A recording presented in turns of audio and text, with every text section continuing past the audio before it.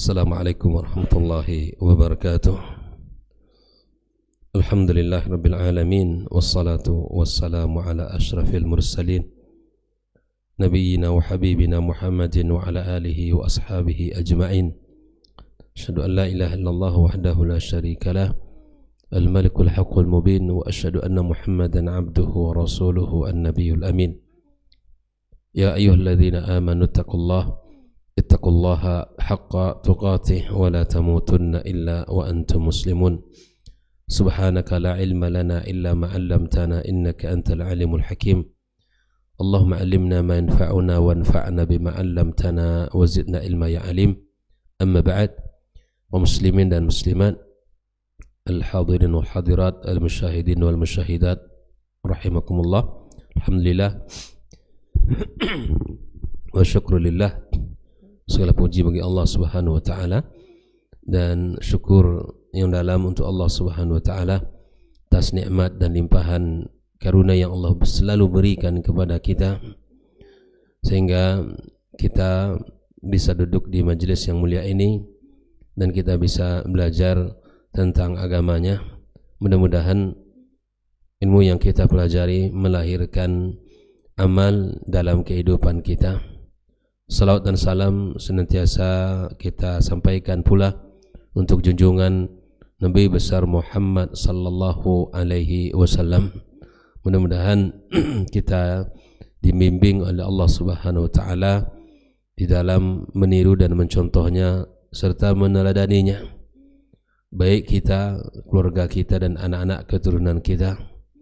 Kita berharap semua kita berada di atas sunnahnya dan mencintainya serta kita membuktikannya, dengan harapan di samping kita mendapatkan syafaatnya Nabi alaihi salatu wassalam, kita juga bisa minum di telaganya nanti di saat semua orang mencari air karena kehausan, berada di terik panas yang sangat tinggi, dan saat itu semua mencari air sehingga tidak ada yang bisa mendapatkannya kecuali disediakan oleh Allah Subhanahu wa taala di telaga Nabi Muhammad alaihi assalatu wassalam. Ikhwafillah rahimakumullah, pagi ini kita masuk kepada pembahasan yang kedua dari kitab ini. Setelah menyebutkan, Syekh Al-Faisal menyebutkan tentang kaidah-kaidah umum yang berkaitan dengan tauhid di dalam memahami agama ini. Pada pagi ini kita masuk pada syubhat yaitu syubhat yang dilontarkan di dalam oleh sebagian at-taifah, kelompok-kelompok yang ada di dalam Islam ini.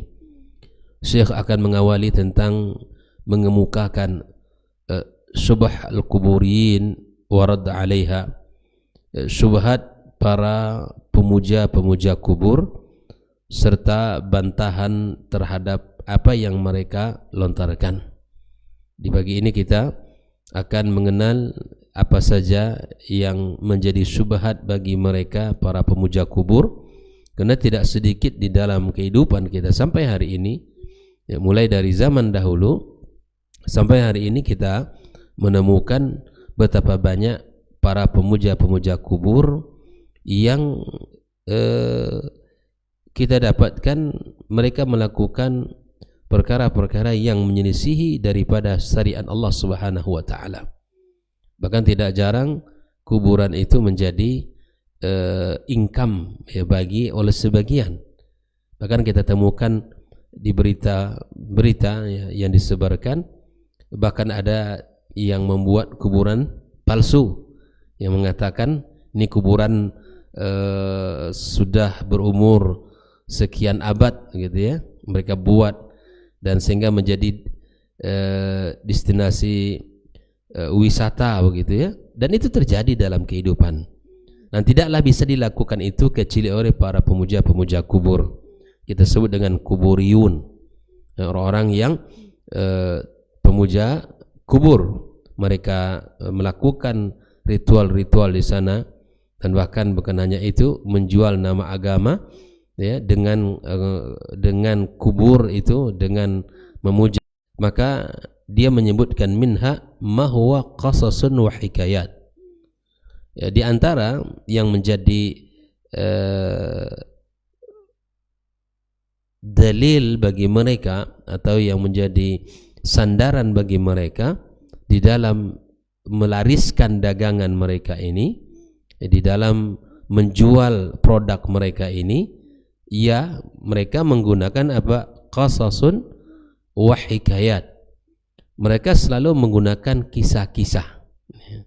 kisah-kisah dan menggunakan cerita-cerita yang sangat tidak berdasar. Wa kulluha batil. Itu yang pertama, perlu kita ketahui itu.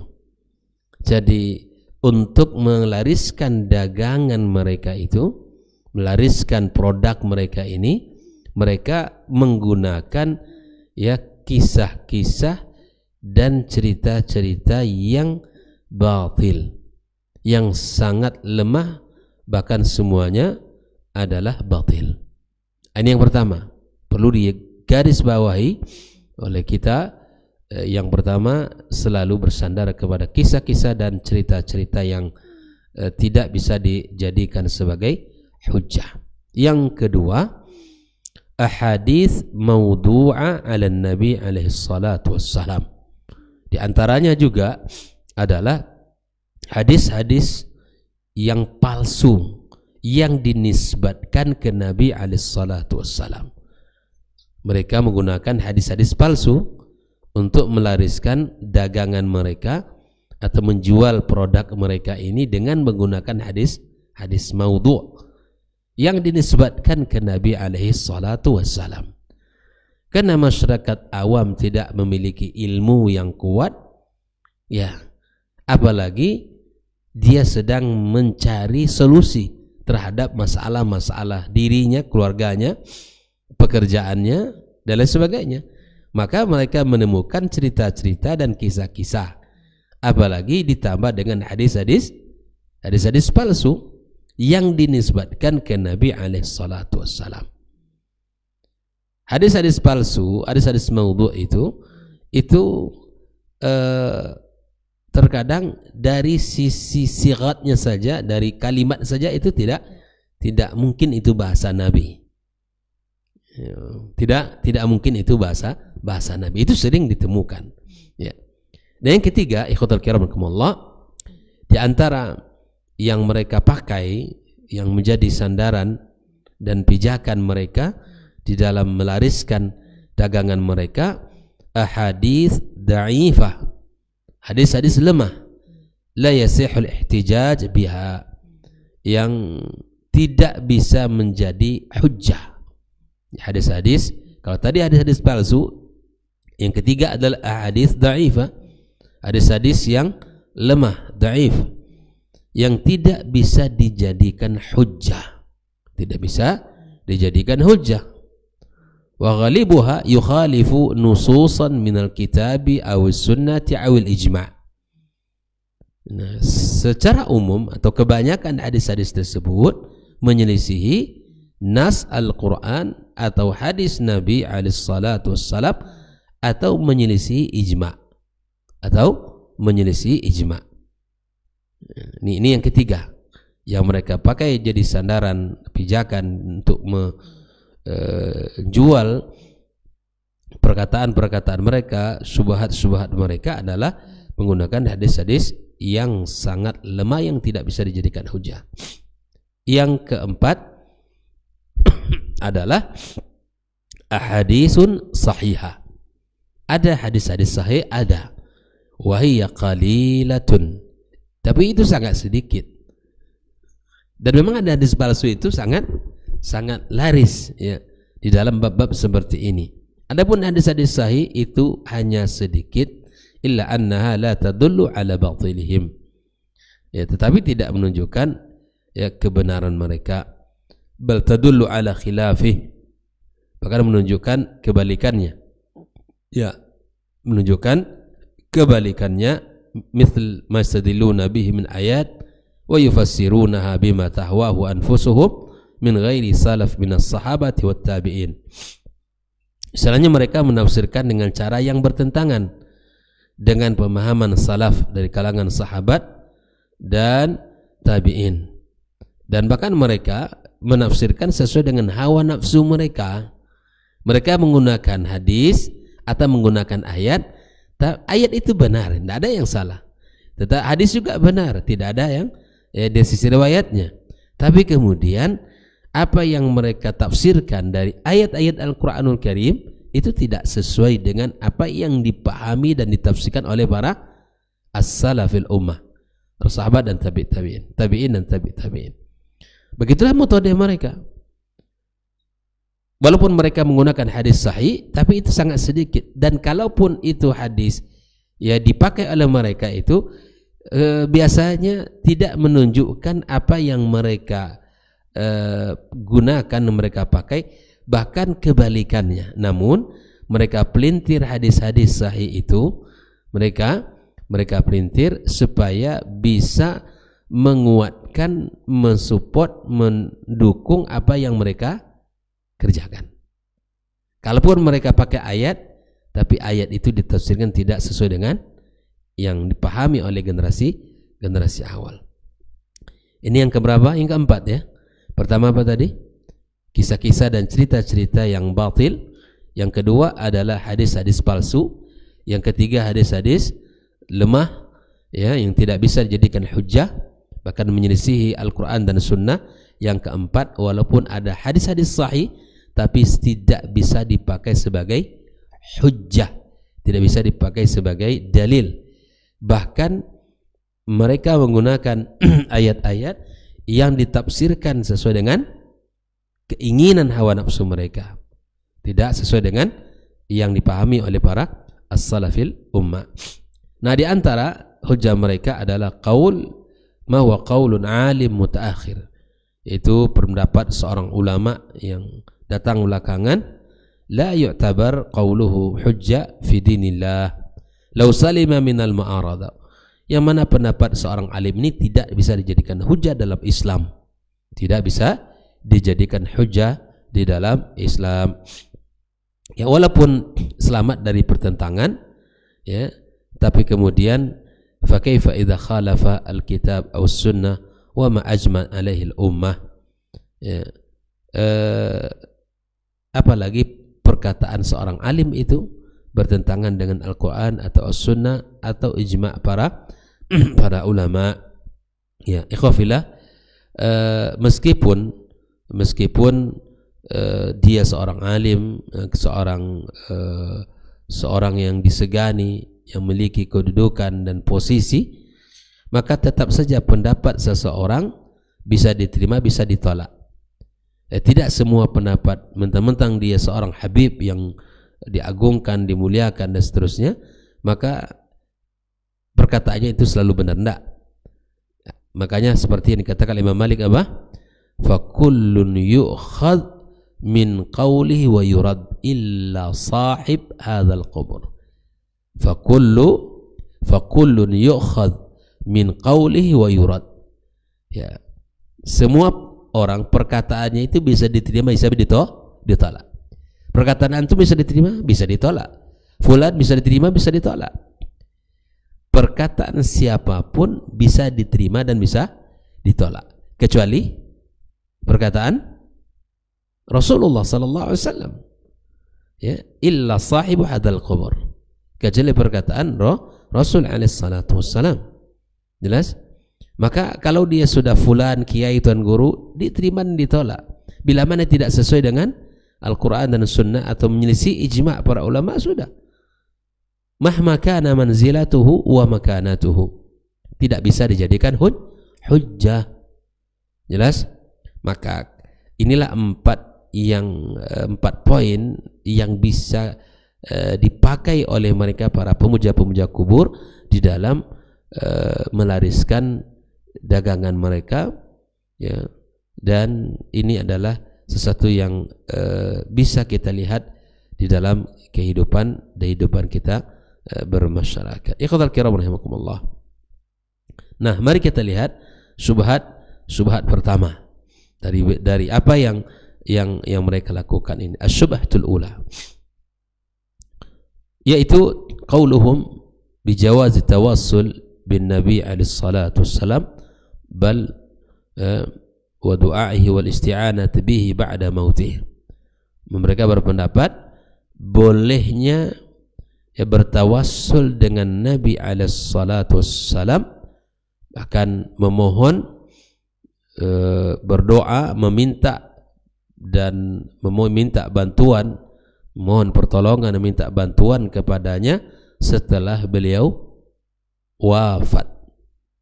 Kalau para kuburiyun itu boleh sama mereka setelah beliau wafat. Nah, ini di antara perkataan mereka. Hal ini di dalam bab ini mereka berdalil dengan riwayat yang disebutkan oleh At-Tirmizi wan Nasa'i wa ghairuhum bi sanadin sahih min hadits Utsman ibn Hunayf radhiyallahu ta'ala annahu qala wa dia kata ata rajulun darirun ila an-nabi sallallahu alaihi wasallam faqala ud'u Allah ay yu'afini. Ata rajulun darirun ila an-nabi sallallahu alaihi wasallam, seorang laki-laki yang di sini darir mengalami kesulitan, maka dia meminta ke Nabi sallallahu alaihi wasallam untuk dia datang ke Nabi sallallahu alaihi wasallam, doakan, mintalah doa untukku agar Allah Subhanahu wa taala sembuhkan aku. Ad-darir, seorang mengalami kesulitan dan kemudian dia minta ke Nabi sallallahu alaihi wasallam untuk didoakan.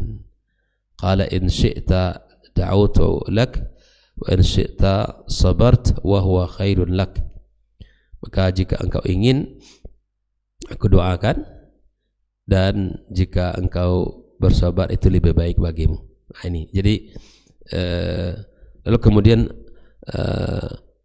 Nabi SAW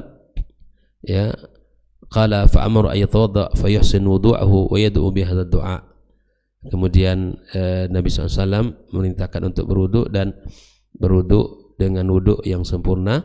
Lalu kemudian dia mengatakan, Allahumma inni as'aluka wa atawajjahu ilaika binabiyyika Muhammad nabiyir rahmah, inni tawajjahtu bika ila rabbi fi hajati hadhihi lituqda li Allahumma fashaffi'hu fiyya.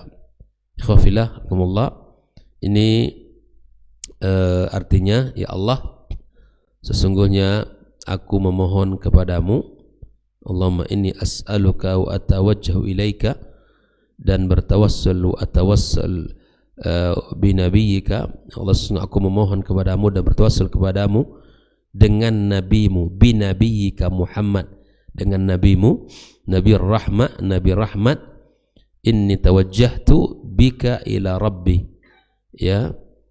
dan sungguh aku bertawassul dengannya kepada Tuhanku agar engkau menunaikan hajatku, menunaikan hajatku, ya Allah, jadikanlah ia bisa memberi syafaat. Artinya agar Allah Subhanahu wa taala bisa memberikan hajatnya.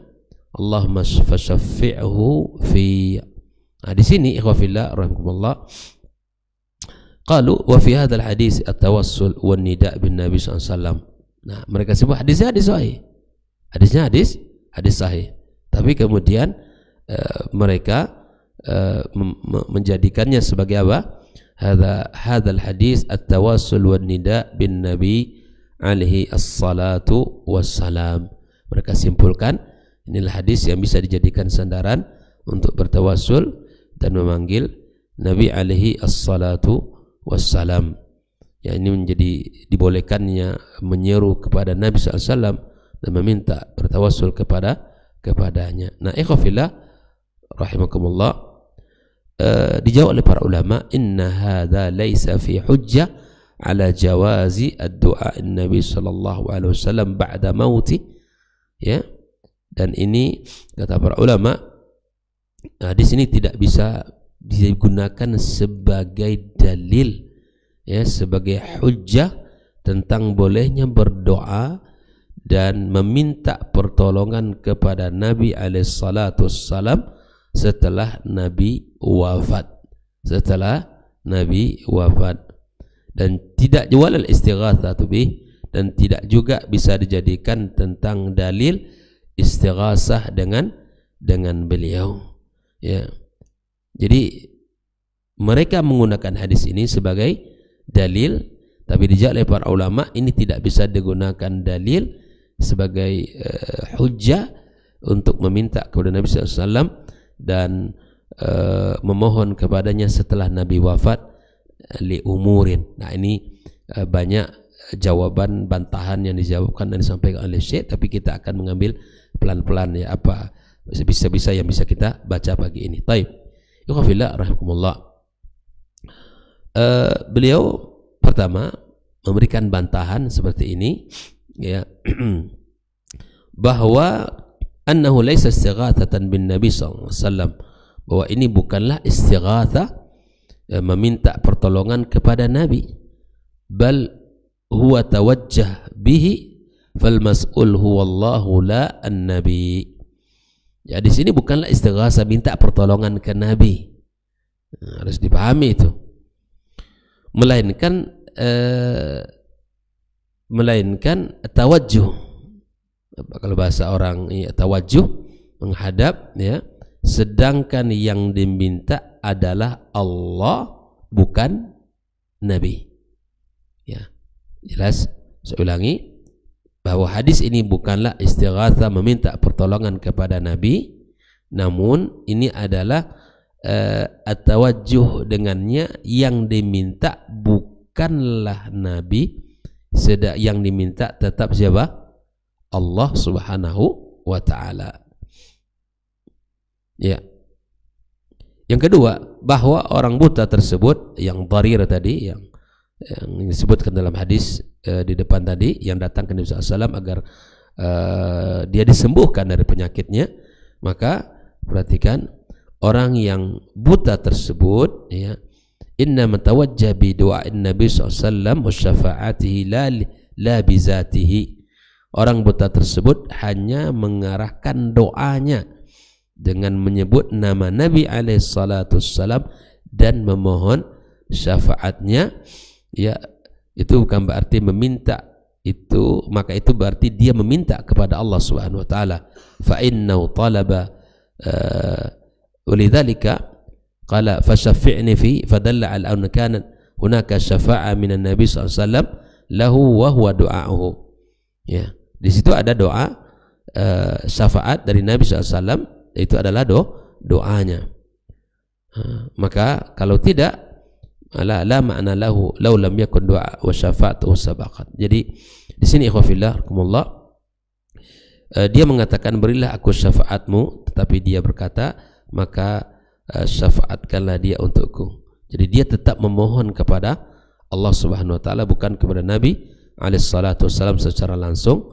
Ini membuktikan bahwa dia tidak memohon kepada Nabi sallallahu alaihi wasallam, melainkan memohon kepada Allah tabaraka wa ta'ala. Nah, ikhwafillah rahimakumullah, ini hal yang patut untuk kita cermati. Yang ketiga, andaikan tawassul dengan Nabi sallallahu alaihi wasallam setelah wafat bizatin Nabi jaizan, law kana tawassul bizatin Nabi sallallahu alaihi wasallam jaizan lama ihtaja al-a'ma ila an yadhhab ila Nabi sallallahu alaihi wasallam walakinnahu biwas'ihi ayad'u fi baitihi falima la yaf'al dhalik. Andaikan tawassul dengan Nabi setelah wafatnya dibolehkan, tentu orang buta tersebut tidak perlu datang sendiri kepada Nabi sallallahu alaihi wasallam, namun cukup dia berdoa di tempatnya, ya kan? Cukup dia berdoa di tempatnya dan meminta kepada Nabi SAW dari jarak yang jauh, ya, dari jarak yang jauh. Tapi justru mendatangi Nabi sallallahu alaihi wasallam ya secara langsung menunjukkan dia bertawassul dengan Nabi selagi beliau masih hidup, bukan setelah wafat Nabi sallallahu alaihi wasallam. Jadi kalaulah seandainya dia bertawassul dengan Nabi SAW dibolehkan, maka dia cukup duduk di rumahnya, tidak perlu mendatangi Nabi SAW. Ini menunjukkan bahwa tawassul setelah Nabi wafat kepadanya tidak dibolehkan lagi. Nah, inilah beberapa jawaban-jawaban, insyaallah akan kita ulangi kembali nanti insyaallah beberapa poin, karena ini sangat sering disampaikan dan bahkan sering diulas ya. Bahkan sebagian masyarakat tidak mengenal dan tidak memahami tentang kesesatan ini. Yang mudah-mudahan kita dan keluarga kita bisa terbebas dari perbuatan-perbuatan buruk ini ya. Segala hal yang bisa melencengkan kita dari agama yang mulia ini. Ikhwafillah rahimakumullah, mudah-mudahan kita diberikan ilmu oleh Allah Subhanahu wa taala dan bisa kita memahaminya dengan baik dan benar. Demikian pembahasan kita pagi ini. Ingat, tidak akan terlepas dalil mereka daripada 4 yang tadi. Kalaupun ada hadis sahih, ya itu pun sedikit dan itu tidak sesuai dengan yang dimaknai oleh hadis itu, ya dikandung maknanya oleh hadis tersebut. Allah taala alam. Demikian pembahasan kita pagi ini. Wassallallahu ala nabiyyina wa habibina Muhammadin wa ala alihi wa sahbihi ajma'in. Assalamualaikum warahmatullahi wabarakatuh.